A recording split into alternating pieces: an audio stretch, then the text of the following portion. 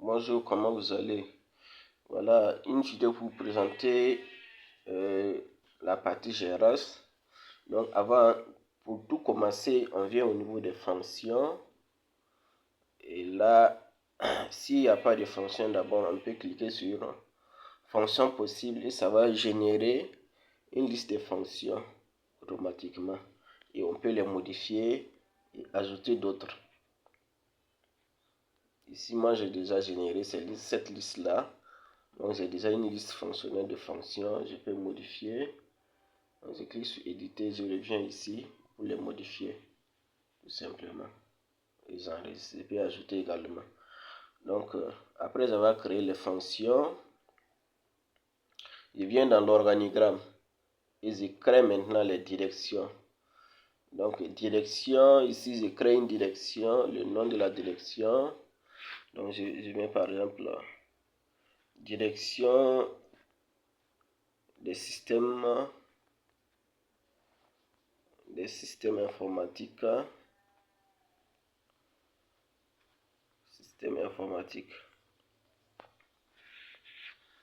DSI.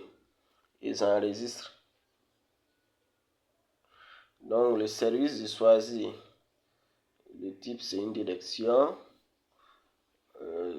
Je choisis la direction concernée. Ici, il y a déjà 3 directions, DRS, DSI et DG.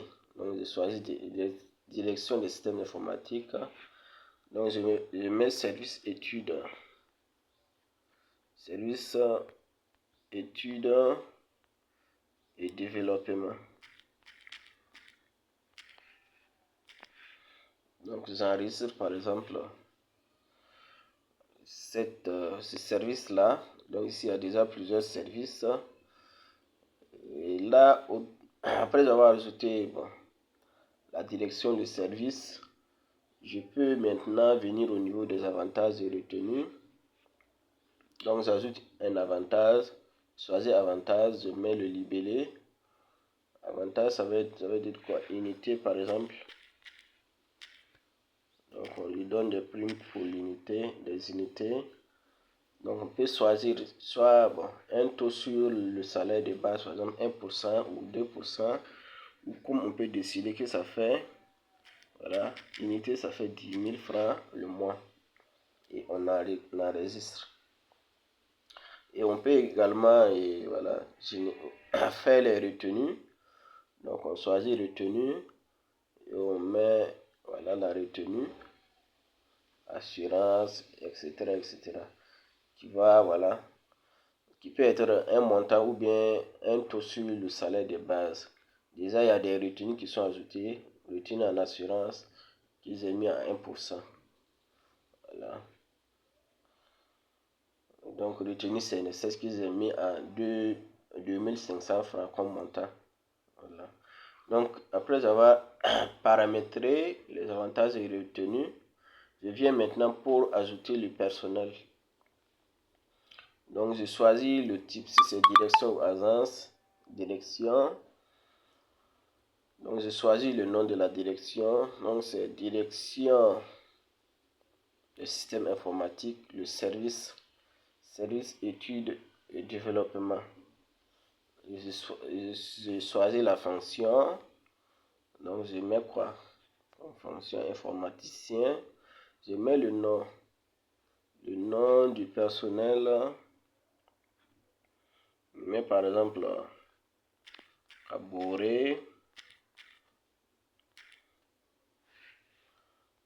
Donc, Kaboré Issa. Téléphone, je mets son salaire de base.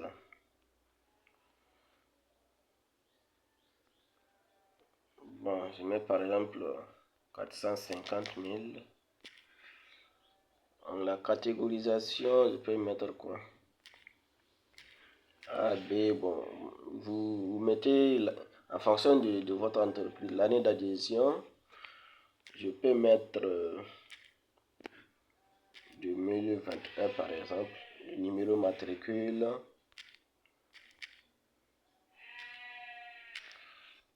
Numéro, adresse ou information.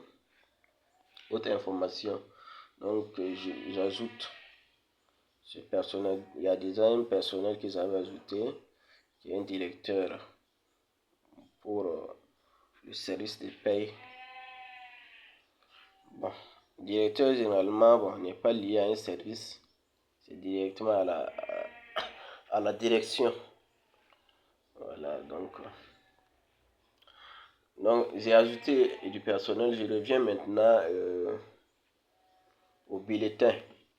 Donc ici, je peux le chercher ici en cliquant pour saisir le nom, par exemple Kaboré. Là, quand je viens, c'est Kaboré seulement qui va apparaître. Ici, j'ai deux personnels, par exemple. Donc, je prends par exemple le premier qu'on a créé. Donc, c'est pour le salaire de juin 2026. Donc, je garde la date, payer et comptabiliser. Voilà. Bon, je garde payer et comptabiliser. Paiement, je peux choisir banque. Si j'ai ajouté banque dans les épargnes, ici, il n'y a pas de banque. Donc, je garde la caisse. Voilà. S'il y avait banque ici, je pourrais sélectionner la banque. Et là, je coche les avantages auxquels il a droit: carburant, indemnité de logement, ensuite unité, retenue, le coche, ce qu'il a comme retenu, et j'enregistre le bulletin.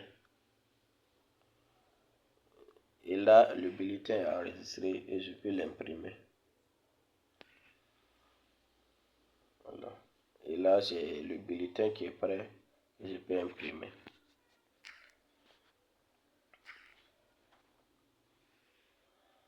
Donc ici, je peux encore sélectionner. Voilà. Puisque l'autre a été payé, donc je sélectionne celui qui n'a pas été payé d'abord. Donc, et je choisis par exemple carburant, indemnité de logement. Et avantage, je garde juste la retenue. Bon, j'ai oublié de présenter les congés absence. Donc, je viens dans congé absence.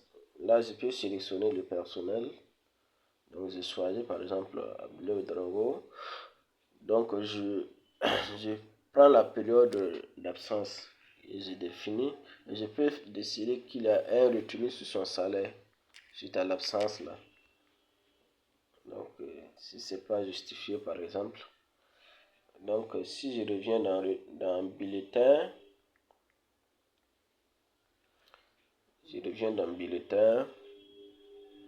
je choisis, voilà. Donc, je choisis ses avantages: indemnité, unité, assurance comme retenu et CNSS également comme retenu. Et maintenant, j'enregistre le bulletin. Donc, je vais voir lui, son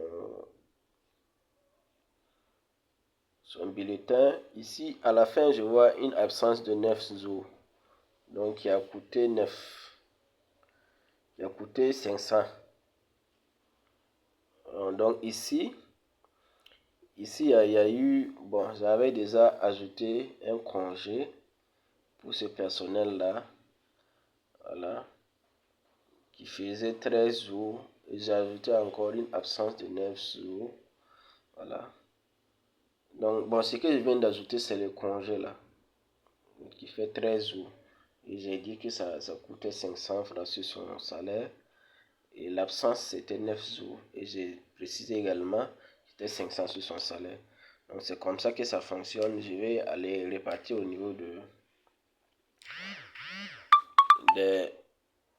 congés absence pour que vous puissiez voir ce que j'avais ajouté. Voilà, effectivement, ce que j'avais ajouté. Donc, j'ai ajouté voilà, un congé et une absence pour la même personne. Donc, c'est comme ça que ça fonctionne.